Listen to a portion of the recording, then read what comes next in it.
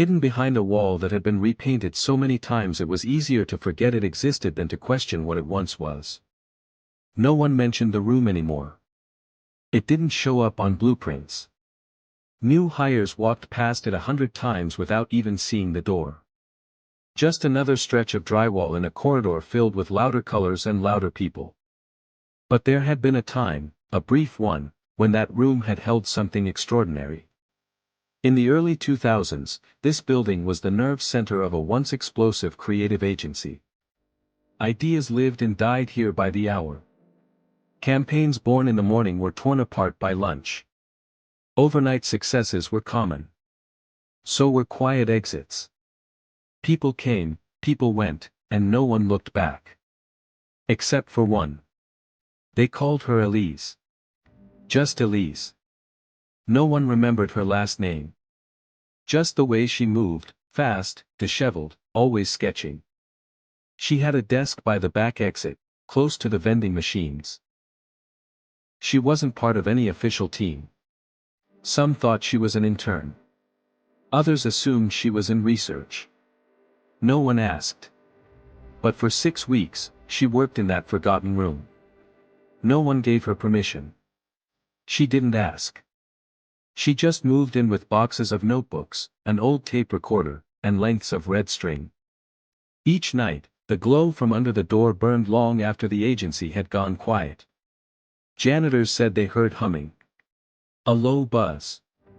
Almost like a radio between stations. Then one day, she vanished. No goodbye. No trace. Her desk was cleared. Her name erased from internal records. A few people asked where she went, but they stopped asking quickly. Something about it made others uncomfortable. Years passed. The agency changed names. Then owners. Then industries. By the time the 5th rebranding came around, the room wasn't even noticed during renovations. It stayed sealed. Unmarked. Almost forgotten. Until a water leak forced maintenance crews to knock through the wall. They found the door, warped but intact. And inside, nothing had moved. Dozens of sketches covered the walls. Diagrams, torn magazine cutouts, arrows pointing to phrases that made no immediate sense. Perception is borrowed. Too soon becomes too late. See what they don't ask for. And then, on the far wall, a layout of what looked like a media campaign. But the product hadn't launched yet. In fact, it wouldn't exist for another decade. That campaign, once dismissed as incoherent, now mirrored the global visual language of a billion-dollar tech company. Her notebooks had predicted not just a trend, but a transformation. And no one had listened. In the years that followed, former employees would deny remembering Elise. Some said the room never existed. Others said she was a myth, a cover for a failed project that had become embarrassing. But the records told a different story. Scattered throughout archived emails, shredded memos, and an unsent resignation letter was one phrase. This isn't a story about a missing person. It's about the silence that follows when the world turns away from what it doesn't understand. What is creative vision? And why does it terrify the systems built to contain it? What is creative vision really? They called it imagination, as if it were a game. As if seeing what others couldn't was a form of play. But for those who carry it, the ones burdened with a vision no one asked for, it never felt playful. Creative vision is not a flash of light. It doesn't come with music. It's not dramatic. It is quiet. Invasive. And often, unwanted. It arrives while the rest of the world is speaking in consensus. While trends repeat. While markets settle. While people build the same shapes in different colors. It shows up as interruption. To the outside world, it looks like someone going too far. Being difficult. Asking questions no one else wants to answer. But to the one carrying it, it feels like being submerged in a world that hasn't been built yet. A place with no doors, only walls, and the ache to reach beyond them. Consider the boy in rural Nigeria who mapped out an energy grid in chalk across a broken school floor. He had never seen a working light bulb in person, but his sketches mirrored solar distribution layouts that would be patented 15 years later. They called it guessing. But he wasn't guessing. He was remembering something that hadn't happened yet. Or the woman in Buenos Aires who stitched symbols into old shirts she sold at street markets. To most, they were designs. Decorative. To her, they were sentences. A code. Years later, a linguist realized she had unknowingly created a language, entirely functional, without ever writing a word on paper. Creative vision doesn't announce itself with credentials. It doesn't ask for recognition. It pushes forward in silence. And more often than not, it's met with confusion. Laughter. Sometimes hostility. Because vision threatens routine. In boardrooms, in classrooms, in conference calls, vision asks, what if we're doing this all wrong? And most systems aren't built to handle that question. So the visionary is often mislabeled. Too intense. Too emotional. Too scattered. The world doesn't always attack the idea. Sometimes, it attacks the person carrying it. But here's what they don't say out loud. Creative vision is the only force that has ever changed anything. It is what turned cave markings into language. What turned ritual into music. What turned silence into story. It is the pattern that doesn't exist until someone says, I see it. And yet, it's lonely. Because seeing what isn't there yet means walking ahead of the crowd. Often in darkness. Often alone. It means speaking before the words exist. Drawing what you can't yet name. Building what isn't asked for. So what is creative vision? It's not a gift. It's not even a choice. It is the quiet, persistent feeling that what is possible is being ignored. That what is being celebrated is safe. And that what must be done, hasn't even been thought of yet. It is the refusal to replicate. The discomfort of seeing too clearly. And the burden of holding the future in your chest, with no one to hand. The resistance to vision. The idea was simple. Too simple, maybe. But simplicity often frightens complex systems. It was a solution no one asked for, drafted on a napkin, handed over during a meeting that was already running behind schedule. The room went quiet, not because the idea was wrong. But because it forced everyone to see how long they had accepted less. That's how resistance begins. Not with fists.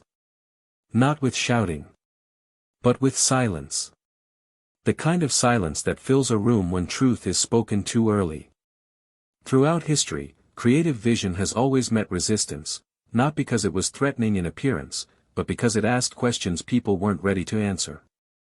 It challenged the machinery of comfort. A teenager sketches a flying machine in a town where horses are still worshipped. A mother in a war zone writes lullabies with hidden coordinates in the melody. A janitor builds a prototype in his garage that works better than anything produced by the funded labs upstairs. These are not stories of acceptance. They are stories of doors that closed. Phones that stopped ringing. Friends who said, don't take it personally, it's just not the right time. But vision doesn't wait for time to feel right. It interrupts. And because of that, it's resisted. Resisted by those who fear what they don't understand.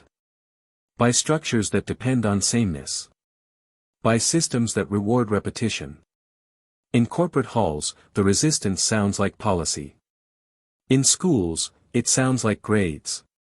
In society, it sounds like politeness. Stay in line. Be reasonable. Don't make this difficult. But the resistance is not just external. It lives inside the visionary too. Self-doubt grows quietly. It doesn't scream, it whispers. Who are you to think this matters? What if no one ever sees what you see? The hardest part of vision is not seeing. It's continuing to believe when others don't. And when resistance piles up, rejections, red tape, ridicule, some visionaries disappear. Not physically. They keep showing up. But they stop offering what only they could give. They start adjusting. Diluting. Softening the edges so the world won't push back so hard. And that is where the loss happens, not in the destruction of the idea, but in the dimming of the one who held it. Because the world doesn't just resist vision. It resists the discomfort of transformation. And yet, visionaries keep trying. They keep sketching, coding, composing, building. Not because they're brave, but because they don't know how to stop. Something inside them refuses to remain quiet. They are pulled, not by fame, or money, or acceptance. But by the ache of something unfinished. Even when the door closes. Even when the room forgets their name. Even when no one believes, they go on. Because deep down, they know. What resists now may one day rely on the very thing it once rejected. When vision meets isolation. There is a moment no one talks about, not in interviews, not in biographies, not in the highlight reels. It happens after the pitch fails. After the doors close. After the applause fades, or never comes at all. It is not dramatic. There is no music playing. Just a room. A person. And silence. This is the moment when vision meets isolation. The visionary is still there, the sketches, the blueprints, the music, the formulas, all still in their hands. But the crowd has moved on. They don't call this failure.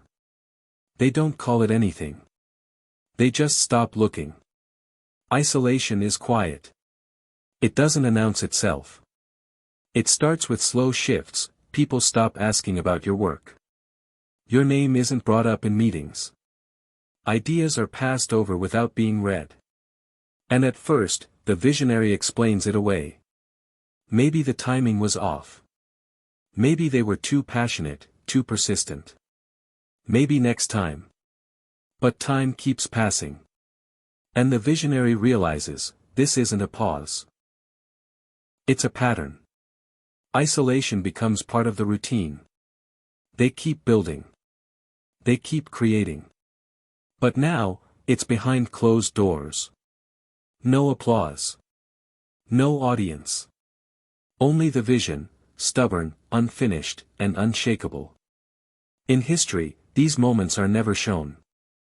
We remember the victories, not the rooms where someone wept quietly after hearing, "We're going in a different direction." We celebrate the outcome, not the years of being misunderstood, misjudged, mislabeled. But make no mistake, isolation is where the real work happens. Where the visionary is stripped of external affirmation. Where they have to decide, do I keep going, even if no one ever sees it? And some don't. Some fold their sketches.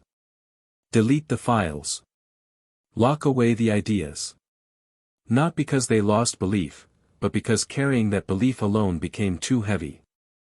But the ones who continue, they change everything. They write music that won't be heard until decades later. They build technologies dismissed as fantasy until someone rediscovers them. They create movements that begin with a whisper and end in transformation. Isolation does not mean irrelevance.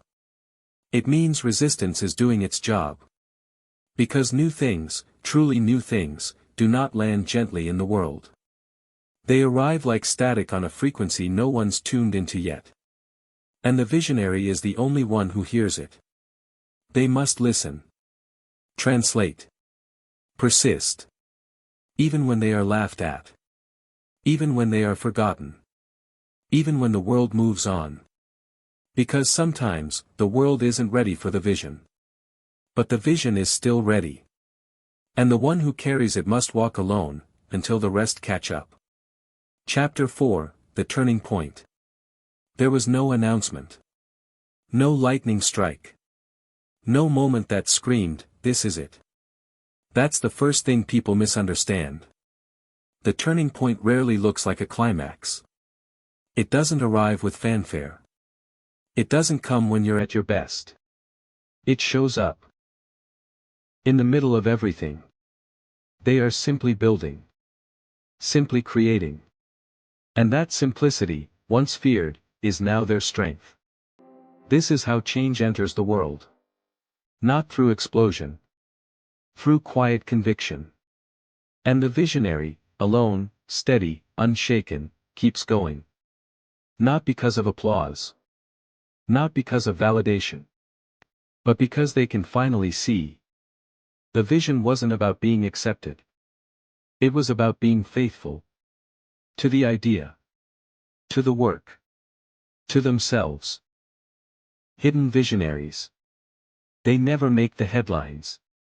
Their names don't appear in textbooks. But they exist, everywhere.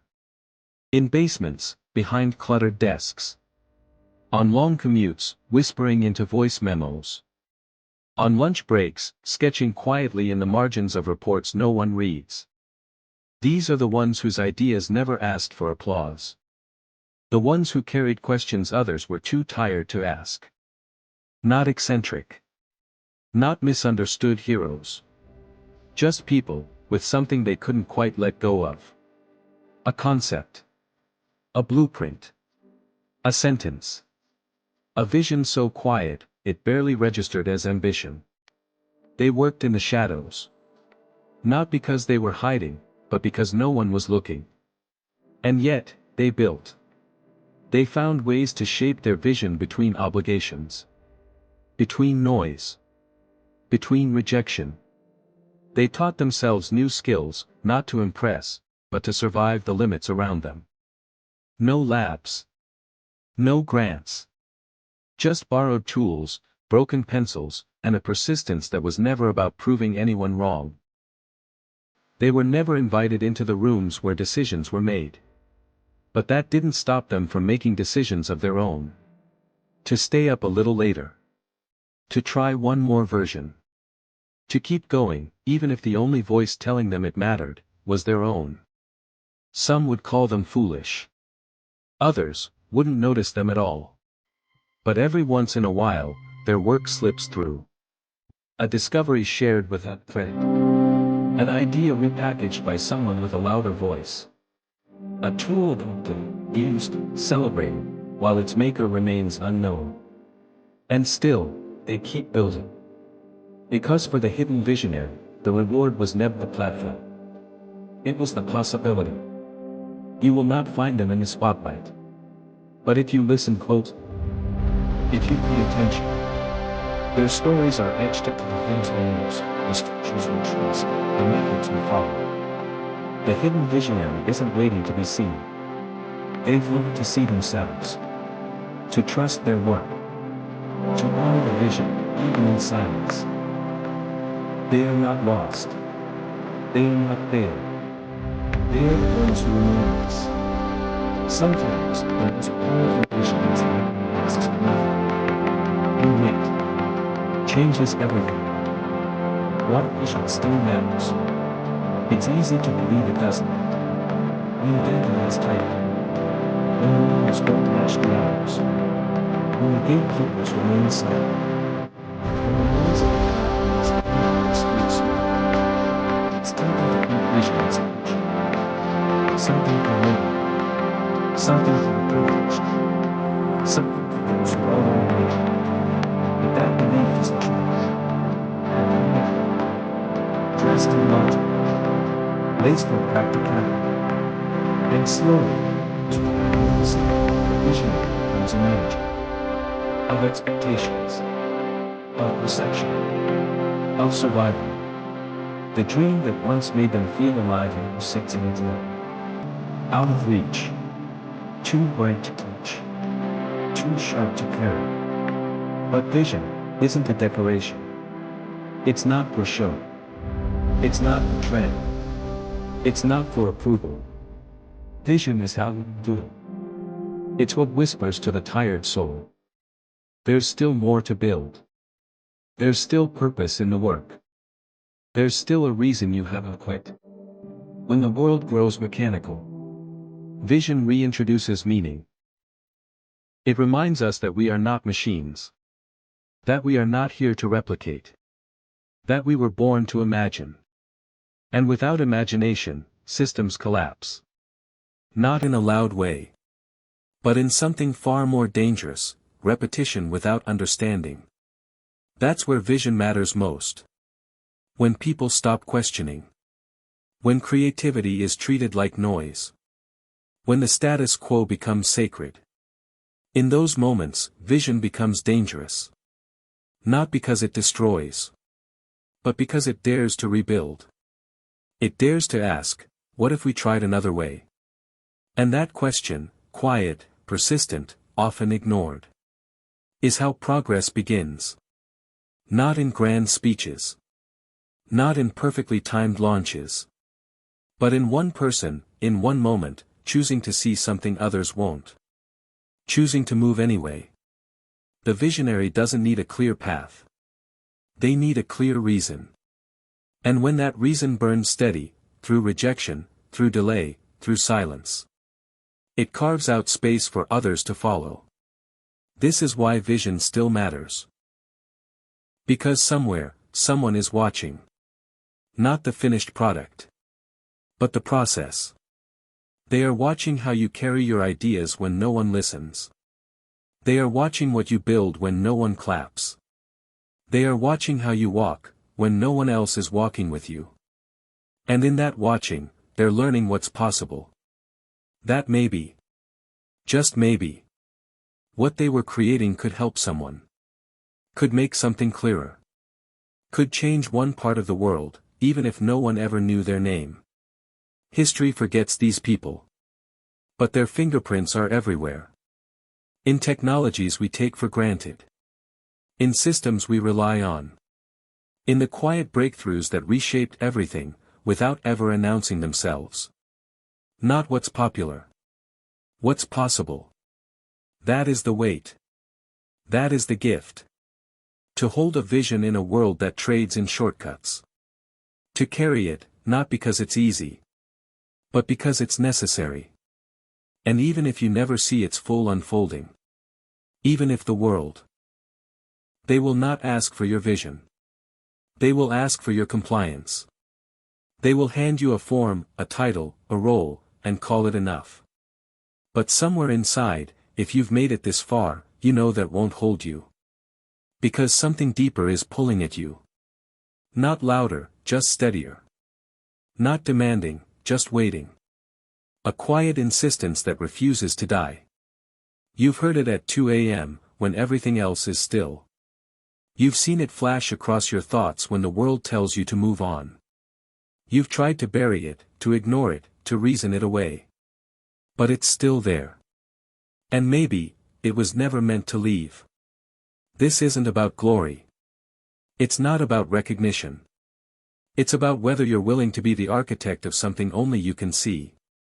No one else is coming to build it. That isn't meant to scare you. It's meant to free you. Because once you stop waiting for permission. Once you stop asking if it's too late, too strange, too ambitious. You realize something undeniable. You are still here. And that is enough to begin. You won't have all the answers. You're not supposed to. Vision isn't about certainty. It's about the courage to keep walking, even when the road hasn't formed yet. Yes, it will be thankless. Yes, there will be moments when the weight feels unbearable. Yes, there will be silence where you long for applause. But don't let that silence fool you. Someone is watching. Someone is learning from your endurance. Someone is finding the strength to hold their own vision, because you refuse to put yours down. So here, now, without ceremony, without spotlight, let this be your call. Build the thing. Write the words. Shape the message. Solve the problem. Design the future. Even if no one claps. Even if no one sees. Even if your voice is the only one calling it forward. Because when the dust settles, when the noise fades, what's left is the work. And the story behind it. Let that be your legacy. Not how loud you were, but how true you remained to what only you could imagine. The power of creative vision was never meant to impress the world. It was meant to awaken it. Now, it's your turn.